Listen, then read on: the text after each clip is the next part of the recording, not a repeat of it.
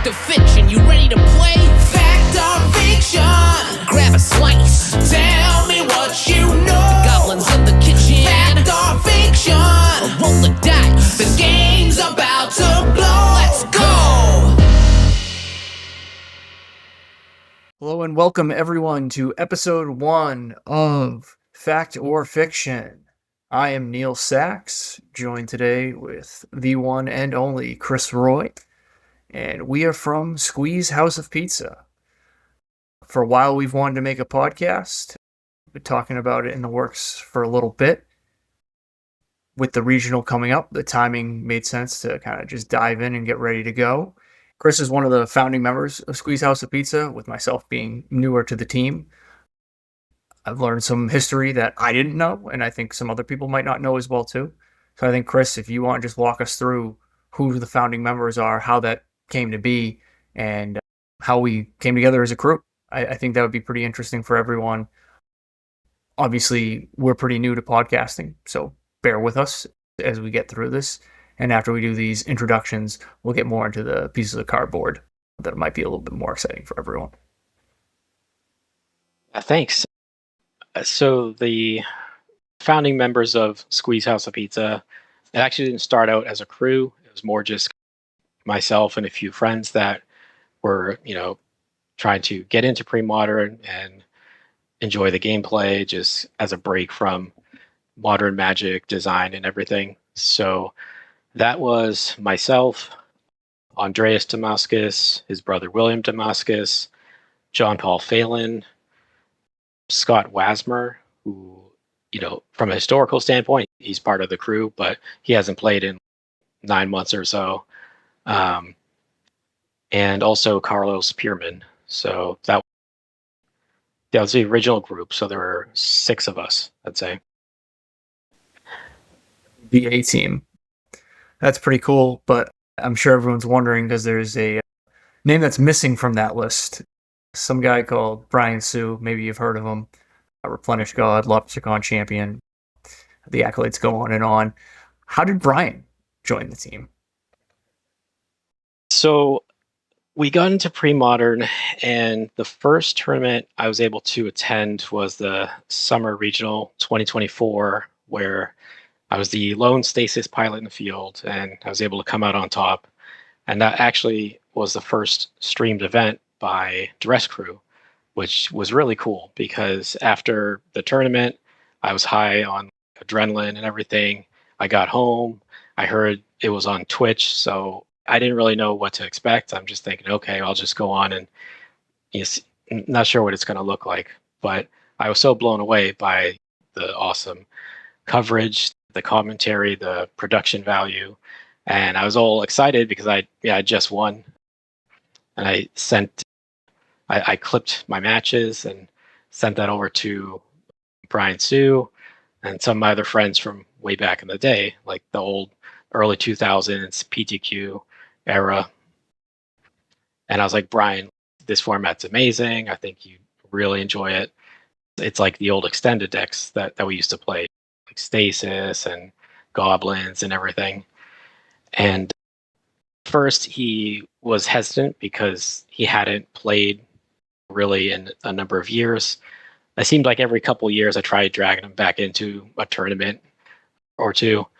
But I'm pretty persistent, so I had printed off like 8 different decks, proxied them, painstakingly cut them all up, sleeved them, all that stuff. And we were attending a cube draft at a mutual friend's house.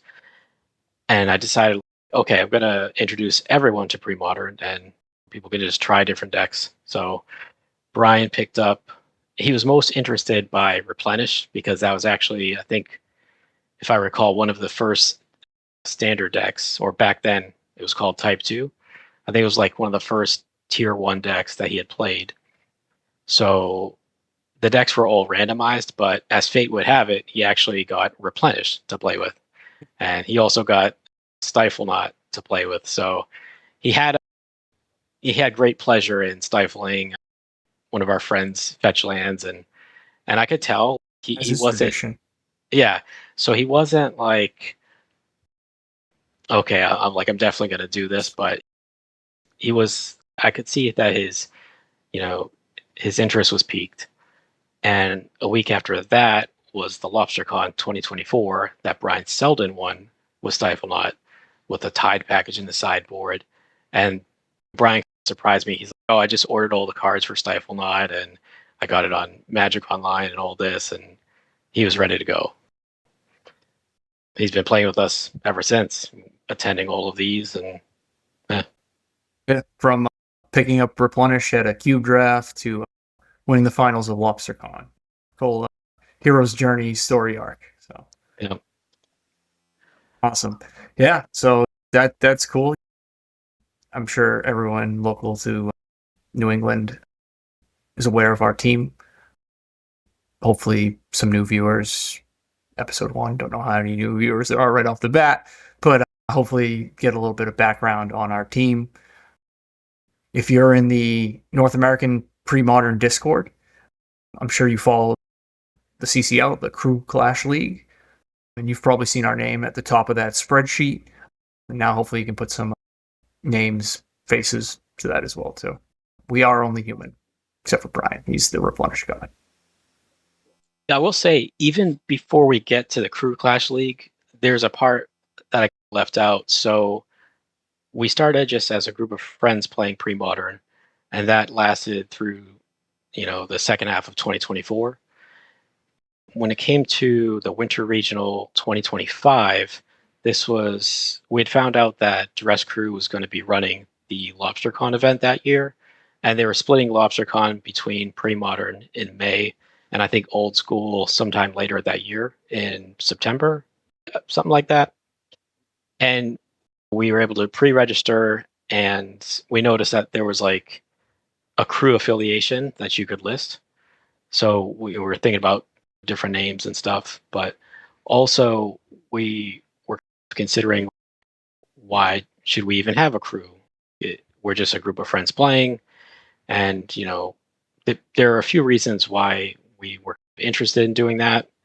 One, it seemed like all these crews were just popping up, and it was fun. People were giving out swag, and they had shirts, and so participating in that was fun. Another thing was, there, not to be, I'm not trying to be negative, but there were a couple times when some of my friends, they got paired against people at regionals, and I'm not going to name names, but there were some potentially shadiness going on. And I'm thinking to myself, I wonder if those opponents would have tried pulling that stuff if they knew. So, and I were teammates and we're friends or whatnot. Not just a random person who maybe they'll never see again, something like that. Strength in numbers. Exactly. So there's like a protection, so to speak, offered by the crew, and having teammates to watch your back, make sure the game's on the up and up. That was another kind of appeal to it. And I'd say those were the two reasons initially. But then when LobsterCon 2025 came around, it was my first time at the Dante, and just it seemed like this a cliche in pre-modern. Everybody just says they love saying vibing and all that, but I've embraced it now. I like saying vibing, and I'm there for the vibes and all that. It's a lot of fun. Just seeing what the community was able to bring together, all the charity that was raised for Room to Grow by the Dress Crew and everyone else involved. I think Jared Doucette, all the old school guys that helped out as well. It's a wonderful thing to be able to play a game that we enjoy, but also make a positive impact on our community. So I would say, once we really acknowledge that after LobsterCon 25, we're shifted into the summer and thinking, okay, what can we do to be more engaged with the local community and be more involved? And then I had the idea of participating in the regional charity raffles. My idea was to have kind of a pizza themed Squeeze House of Pizza mystery pizza box. I think it's a mystery pizza box, right? So we did that for the fall 2025 regional, and been doing it ever since. And it was well received. So the People love it. yeah, Before I was part of the crew, I saw that first regional I went to. And said, what could be in there? Be anything. And there's pretty awesome things in there.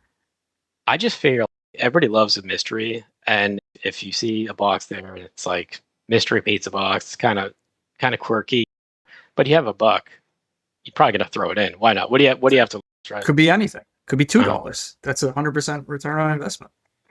Yeah. 200%. So we did that, and it was awesome. Like the fall 2025 regional, when we first participated in the raffle and we did the Squee mystery pizza bundle, Brian and I both happened to top 8 that event, and that was awesome. It felt like we went back in time, like 25 years or something, and we're both top 8ing events together. That was really cool. And shortly after that, there was a buzz in the New England Premodern Discord about crew challenges or crew clash. The idea proliferated from that, and it just grew into the crew clash league, which we're very lucky. Hodge, I think somebody nominated him because he was giving a lot of feedback and ideas and stuff for how the league could be run. So Hodge, for that.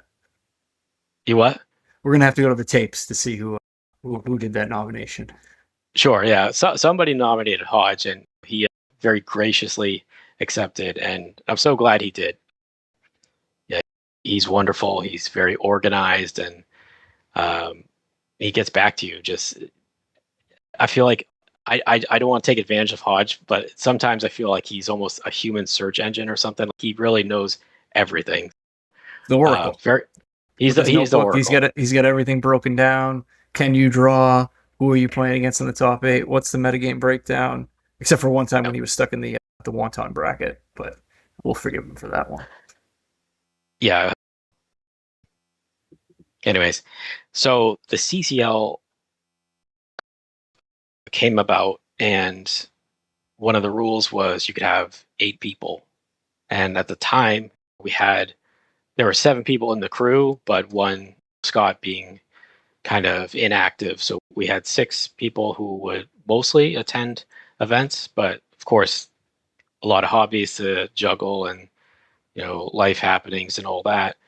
So we were looking to add 2 more members, and Brian and I had teamed with Sam White for a unified event. Just a bunch of stuff happened where it ended up that it was Brian, Sam, and I. And so we teamed and kind of got along with him. And he became our 7th member. And I think it was December 25 where we noticed that you were talking to one of our friends, JP, a lot, and you knew him from back in the day. So it just seemed, okay, this is perfect. We have our 8.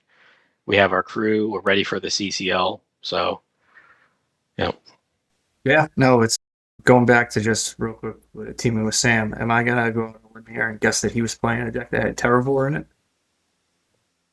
Yeah, so Sam is pretty much, I'd say if Brian's a Replenish god, Sam's like the Terrageddon master or something. I think he's been working on, I'm pretty sure it's nearly done. He's been working on this elite primer that is somewhere upwards of 200 pages. Yeah. And seen a couple sneak previews from that. A lot of information, a lot of detail, breakdown. Sam's been running pretty much the same list with a few tweaks to the sideboard for quite a while. He's definitely the Terrageddon master, and if you're looking to master that matchup as well too, when that primer comes out, definitely be on the lookout for finding a way to get a copy of it. Yeah, so we kept him on Terravor. We're like, okay, just Sam can be in his wheelhouse. What the heck did we do? This actually backfired on us. So just a quick side note. So when you have it's a little tricky, right? So there's overlap between Terrageddon and Replenish, and also I think Dreadnought potentially. So this was pre-tide ban. I ran Stiflenought with no tides in the board because we had the Replenish God on our team in Brian, and he had the tides. And we thought, okay, Sam's going to be on Terrageddon. He'll have Swords of Plowshares, and Brian can just figure something out with Chain of Vapor, Kirtar's Desire, or whatever as swords substitutes. But in the end, I think the changes were a little weaker, but we struck out on the matchup lottery. Every round, it seemed like 2 of the 3 matchups were unfavorable, but not to make an excuse. We had a good time. It was a fun event and everything. Just sometimes it's how it goes. Yeah, so that's cool. And then obviously, I joined as the last member of the team. Familiar with, friends with JP for quite a while, back from testing during like the PTQ days, circa the early 2000s. Familiar with both you and Brian, seeing you around the PTQ halls all the time, always at the top tables, aspiring to get up there and challenge you guys as well too. So kind of coming full circle and all of us working together is pretty cool. And I just want to kind of continue on what you were saying with the mystery box and how the community is such a big part of this with the vibes and all that, and just being part of a team, being part of this kind of challenge with everyone. It's pretty awesome. Like when I first got into Premodern, I really got into it because I was playing at ELD, a lot of the Legacy Opens. Some people were saying, "Oh, you should play Premodern. It's what Legacy used to be. It's pretty good." So put together both Ponza, started playing that, and was hooked right away. But in those early tournaments, I didn't really know anyone. I talked to Brian a couple times, said, "Hey," met Hodge, a couple other people. I think Justin won the first one I watched with Dreadnought in the finals. But most of the time, I was just sitting in the back reading a book. I was just like, "Oh, this is cool. I'm enjoying these games, but I don't really know anybody." And then with the Crew Clash League, really opened it up. Oh, like now everyone's talking to each other. Everyone knows what's on whose crew. And now I felt really embraced by the community. And I think that's pretty awesome because just everyone's has a deep love for this game, has a deep love for the causes behind it with all the different charities, and just a lot of positive vibes. I'm another guy who doesn't really say vibing or vibes or anything like that, but it's just there's no other way to describe it other than it's just positive vibes, and everyone in this community is pretty awesome. That's a good point you made. I didn't realize that the Crew Clash League potentially was an opportunity for people who maybe they played, but they weren't with a group like such as yourself to pair up and or team up rather, and get to know each other better. That's really cool. So I hope that was the case for others as well. I'm sure it probably was. Yeah, no, definitely. And like people messaging all the time in the Discord, people staying towards the end of the tournaments now. I know obviously if people sign up for the day, like there are a lot of people who, regardless of record, are going to play the whole tournament. But there are some people who would probably drop after being 0-2. Oh, I can't top 8. I'm going to go home. You don't really see that anymore. There are a lot of people in the wonton bracket well into the late rounds of the tournament, and even people staying and watching the top 8. So it really has become, I think, bigger than what it was. And mind you, I'm a little late to the party relative to everyone else, but I think at least in the year and a half that I've been playing, I've definitely seen everyone kind of get a little bit closer. And I think that's a direct result of the Crew Clash League, which I'm going to stumble through saying that every single time. The alliteration is not my strong suit. The CCL. Yeah. CCL, there we go. Much better. Everyone knows what it is at this point. We'll just say CCL moving forward. So that's everyone in the crew. That's awesome. But I think something that people are wondering about, at least I'm wondering about as well too, where did the name come from? Squee's House of Pizza. It does feel like iconic at this point. You got Squee Goblin Nabob, awesome card. But where did the House of Pizza come from? Where did that name originate from? Yeah, you're right. It does seem iconic at this point. I can't picture any other name. But when we had to come up with a crew name, originally we were just like throwing a bunch of different ideas around. And one of Carlos had observed that a lot of crews, they have like a location and then a noun. So you have something like the Rochester Royals, and we were thinking about different possibilities. And one was, this is gonna be funny. So it was actually just Granite Goblins, which that name sounds super lame, Granite Goblins. But at one point we were thinking like, oh, you have GG as the Okay. acronym. So we just went with that. But as it turned out, we hadn't publicly announced it, and the Granite State Grinders, captained by Drew Lemery, they came out and they said, we're a new crew, all that stuff. And we're like, okay, there's not going to be two Granite teams, so back to the drawing board. And at this point, I just said to everyone, just throw names out there, even if you think it's ridiculous, anything, we got to come up with something. And I said, maybe it could be like, I don't know, like something with Squee and JP actually is pretty nostalgic for the card Squee Goblin Nabob, because I think that was like the first card he ever opened in a draft back in Mercadian Masks, which is really cool. And also it connecting back to the Goblin part of the first name that we were going to do. And the Squee House of Pizza, it came about because back in the old PTQ days, there was a Knights of Columbus Hall in Brighton, Massachusetts, where next to it there was there was a pizza shop that it wasn't healthy, but we'd go there. We Getting there was ridiculous, and I'll save that for another episode. But we'd get to the tournament hall, and around lunchtime we'd go get some pizza and play some more rounds of Magic and this packed, sweaty hall, and then go back for dinner, get more pizza. I guess we could do this when we were like teenagers and whatnot. I can't do it now. Pizza was a vegetable back then, so it was healthy. Yeah, exactly. Yeah. So there's like the pizza connection there, but also we're not all from New Hampshire. So the name Granite Goblins, like we're not all from New Hampshire. Brian has roots in New Hampshire, but he lives in Massachusetts. JP's in Massachusetts, you and Sam. So we're like split between New Hampshire and Massachusetts. Actually, And more Massachusetts than New Hampshire.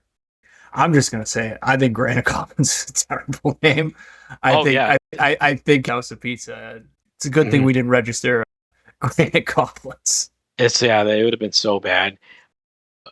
But the funny thing is, the Drew did us a solid by coming out and announcing his crew, because it made us go back to the drawing board, get a little more creative. But the funny thing is that William, when he signed up for LobsterCon, he put Granite Goblins because he wasn't up to speed, so he put Granite Goblins for the crew affiliation.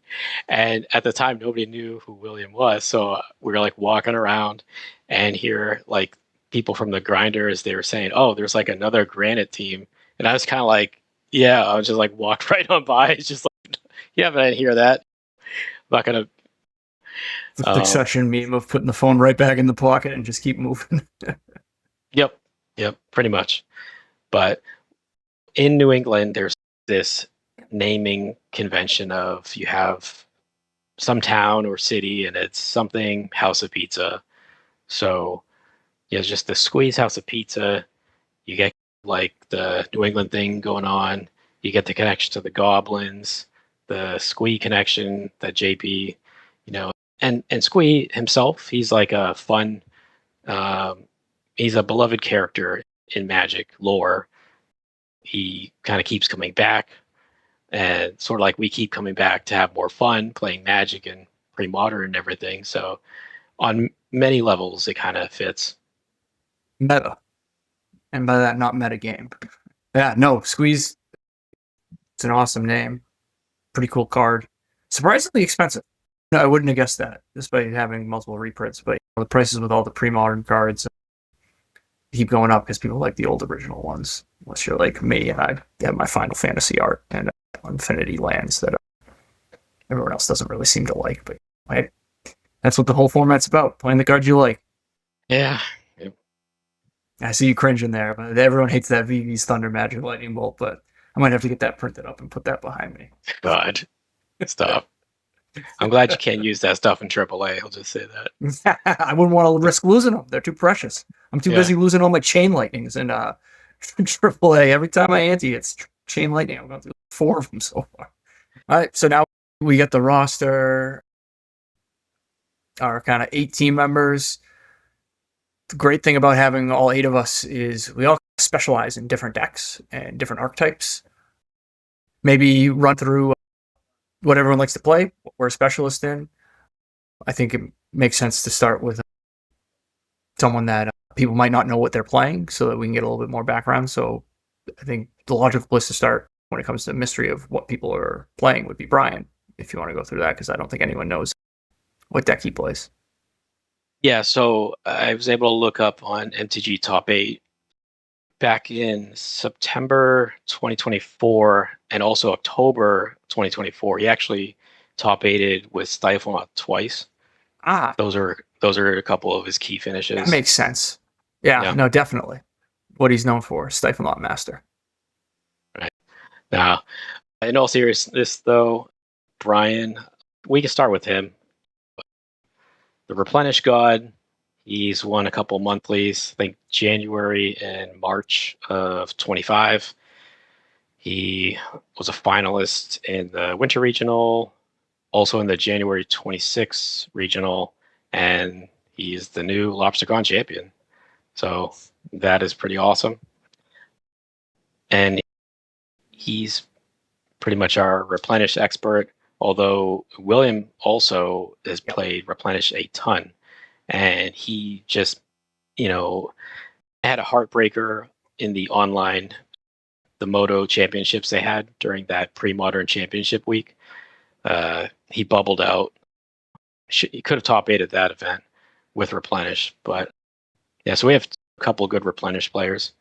And since I mentioned William, I'll talk about him. He tries out a bunch of different decks to learn about everything, see how they work. He tried puzzling out HFAB on his own without even knowing there was a primer. So that's wild. But he has, let's see, he won a Moto Challenge with Stiflenought and also finished in second place at an ELD monthly. For non-US listeners, the ELD Time Vault Games in Bellingham, Massachusetts, it's a store where they have a monthly event. The winner gets a championship deck box, like a wooden deck box, very nicely done, custom made, etched, all that. So very coveted trophy if you win one of those. Yeah. Next person, I guess we can go to his brother, Andreas. Andreas started playing out Sligh a lot. He had top 16'd a couple regionals and pretty much shifted to different Terravor style decks. He's played Oath Ponza. He played that to a top 32 finish at the side, I'm going to say side event in quotes, for 2025 LobsterCon. This is like a 200 person side event tournament. Huge. So he made top 32 of that, which is really cool. Yeah, he enjoys Terravor as well. Of course, another big Terravor enjoyer would be John Paul Phelan, who I think, yeah, he and Brian are the 2 crew members who I've known the longest. I actually met JP back in either 99 or 2000. I want to say early 2000, playing the Pokemon card game back when it was the first 3 sets. Base, Jungle, Fossil. It was so awesome. But yeah, so we kind of came up together and played back in the standard with Fires of Yavimaya and everything, which despite JP playing pretty much solely Terravore for the first almost year and a half or 2 years of him playing Premodern. He decided to brew up a nostalgic Fires themed deck. So he played red green survival build with double anger, I think double deranged hermit, no, three deranged hermit, blasted herb, just as a nod to the old Type 2 Fires deck that we played when we were coming up during the JSS qualifiers and everything. And JP actually took down the most recent monthly in June, which was just so awesome. And this actually incredibly followed up the May winner, Teddy Lockman, who also won with a different build of red green survival, which is really super cool. But JP, of note for both of those decks is the card Squee Goblin Nabob is in both of those. I'm saying that definitively for JP. I don't know off the top of my head if Teddy had it, but I'm going to go ahead and assume Squee was in that deck as well too. I'm sure it was. Yeah. So aside from the red green Fires deck that he brewed up, he also had a very strong finish at this year's LobsterCon. He came in 11th with Terrageddon, perfecting his play with it over the last year and a half or so. So that was really cool. Another Terrageddon player, the Terrageddon master himself, Sam White. He won a Moto Challenge with Terrageddon. He won an ELD monthly with Terrageddon. He pretty much knows everything about it. And anytime I play him and he's on that deck, it's just the match is so hard. I was able to get past him once with Psychatog, but I got pretty fortunate. And the next time I played him, I just got curb stomped. He just has a game plan for every matchup, it seems. So when that primer is done, and he says it's just another week or two, from what I understand, it's going to be pretty sick. So looking forward to that. The key to that Psychatog Terrageddon matchup, at least from what I gathered, is I think for the Psychatog player to win, you have to extend the match past 2 hours. And then as time goes on, you become more favored. It's like a curve. So. Oh my god. Yeah, so top 8 is untimed at the ELDs and most events, and it's play at a reasonable pace, which we were. I played against Sam in the top 4 of an April ELD monthly. I was on Psychatog, he was on Terrageddon, and it just so happened that the match took 2 hours. But perhaps that is the key. And even though I'm older than Sam, I got stamina for these long tournaments, and maybe I just outlasted him or something. Who knows? That was one where I was like, I looked, it was like 6 o'clock. That tournament the Swiss got over so quickly. It's like, if I left now, I could get home, get a couple things done today. And I was like, no, you know what? The team's here.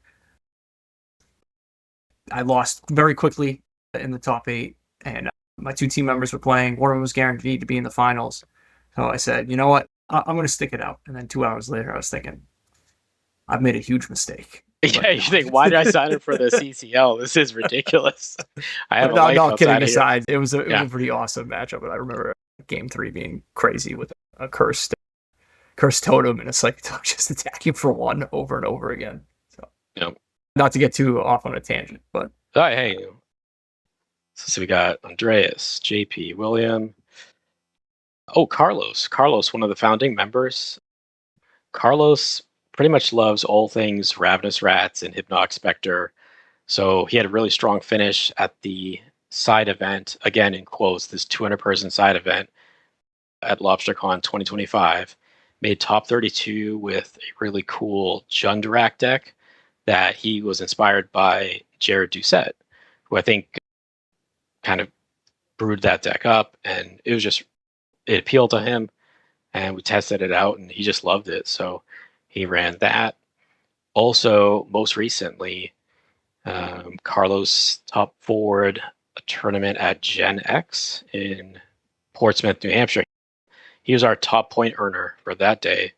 So that was awesome because he doesn't always get out to all the monthlies, but he shows up, supports the team, and he puts up some good finishes here and there. So, And that top four, he was playing Moneyball, and he got paired against Sligh, and it was like a little unconventional Sligh list, so not 100% standard, but Moneyball versus Sligh. If you're the Sligh player, you're usually licking your chops at that. Just, oh, I'm going to feast on this deck. And he was able to get through that matchup into the top four. So that was pretty awesome to see that. yeah, that was great. Let's see, we got two last people to cover. I'll talk about myself briefly.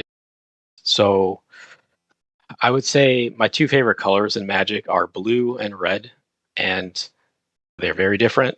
Blue's controlling, red is aggressive, but those are the kinds of decks that I like. So I love control decks, love prison decks like Stasis, and I was very fortunate to win my first pre-modern event ever, the summer 2024 regional, which incredibly, the top 8 matches are now being uploaded to Duress Crew's YouTube. Now I've been waiting for almost 2 years for this, and as a Stasis player, I'm very patient, so that's fine. They're going to be up there, and people can enjoy them. And yeah, I also was a finalist at the fall 2025 regional. I played blue-black Tide Control, losing to Jonathan Phillips. Excellent player. He was on Goblins. And yeah, but aside from the control decks, I also like aggro decks like Sligh and Zoo. So I took a break from Tog recently and tried out Zoo and did pretty well with that. So those are the kinds of decks I enjoy. Oh, lastly, Neal. Last but not least, definitely not least, Neal, you outside of pre-modern, you probably have a really strong pedigree. I think you've played on multiple pro tours, really high Grand Prix finishes, and all that. And yeah, so as far as pre-modern, I looked at your results. You're always at the end, at the top. You consistently top 8.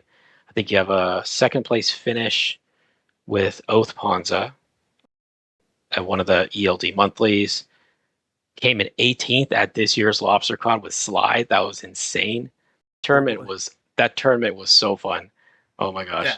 Oh yeah, no, it was awesome. I got to play against Moneyball 5 times, went 5-0, got very lucky in one of those where the top 2 cards in my library had to be Fire Blast, but that's why you play Burn. You just always have it. It's always off the top.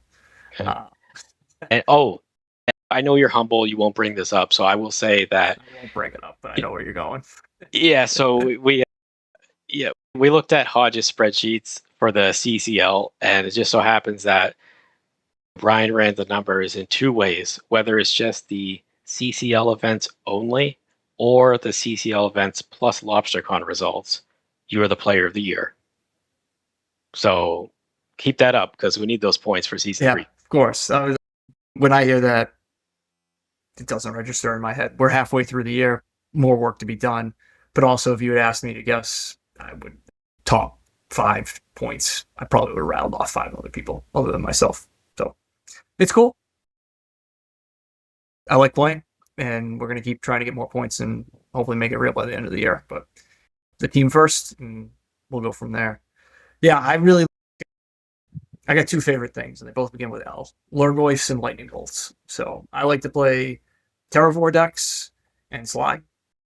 I've been dipping my toes in a couple of the blue decks as well, too, just to try and figure it out. Know your enemy. I've played Moneyball a few times. Personally, don't really like that deck. On paper, it looks pretty cool, and then you Dark Ritual into something and get 2 for 1.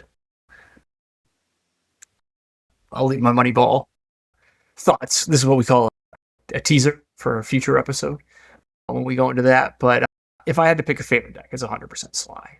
There's just something about playing 2/1s and aiming spells at face and getting your card advantage by being the cards left in your opponent's hand. That's your draw spells right there. So yeah, I've been playing burn style Sligh decks for pretty much my whole life in Magic. My first tournament I ever showed up to. I had a Simic deck. It was an F&M. I lost. My opponent said, "Hey, let me look at your collection. Let me see if I can make this deck a little bit better." So I handed him everything. Stranger, I had no idea who he was. And he handed it back, and I started thumbing through my deck, and there were mountains in there instead of islands and forests.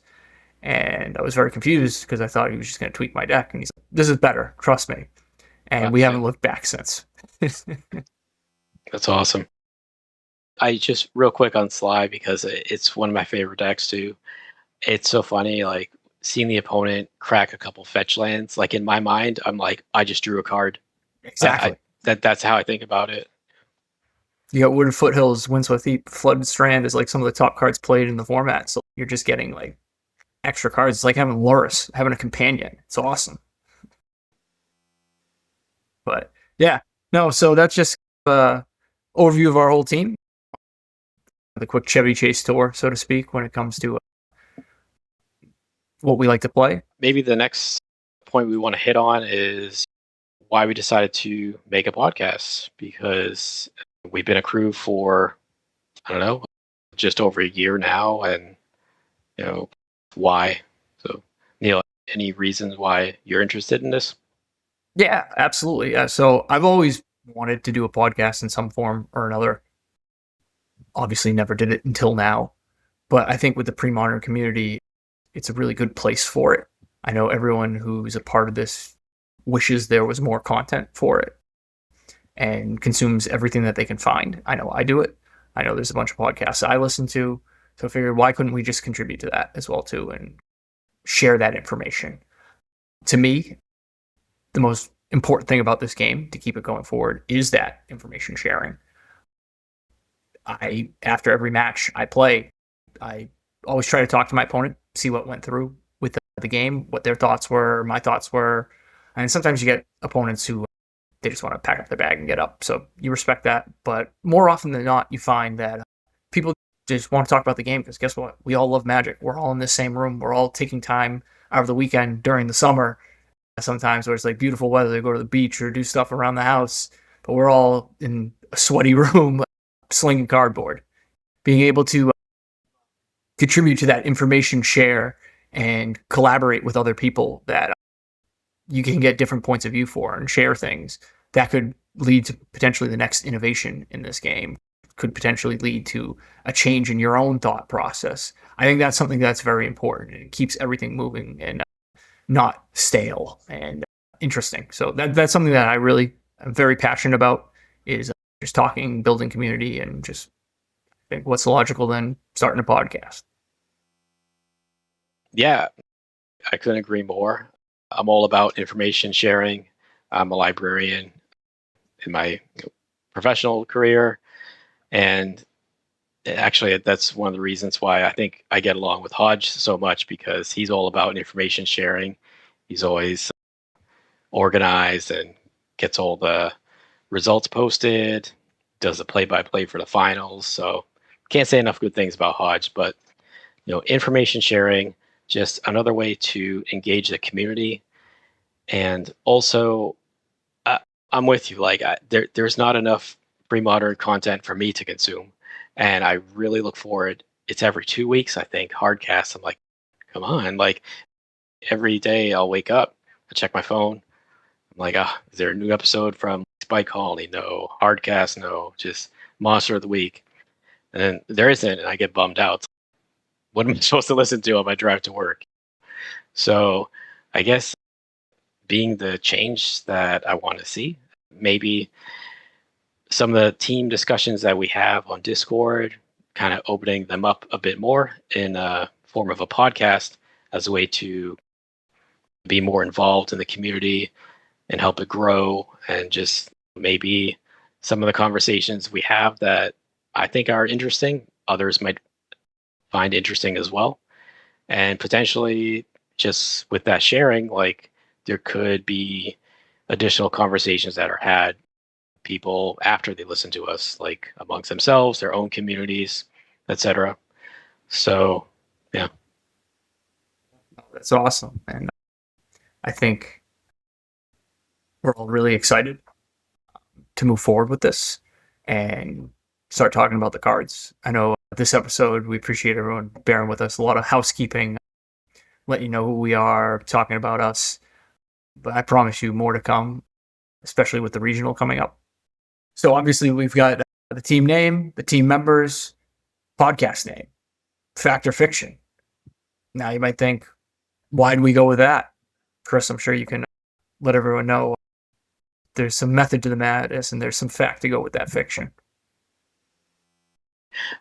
So we went with fact or fiction because in the interest of information sharing and having conversations and kind of like talking about different card choices, different deck types, metagames for upcoming events, we thought maybe as a podcast we can go through it together and decide what is truly fact, what is truly fiction. We could potentially, this is just in the future, we could potentially have 5 of us get on here or on the side and vote on it. You get a 5-0, you know it's a fact. You get a 3-2, take it or leave it.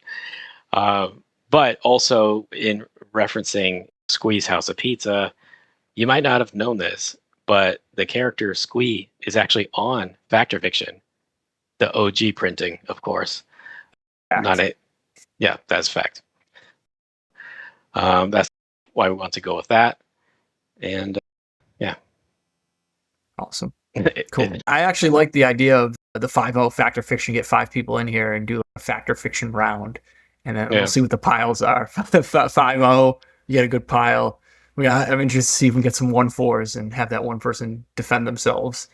Yeah, right.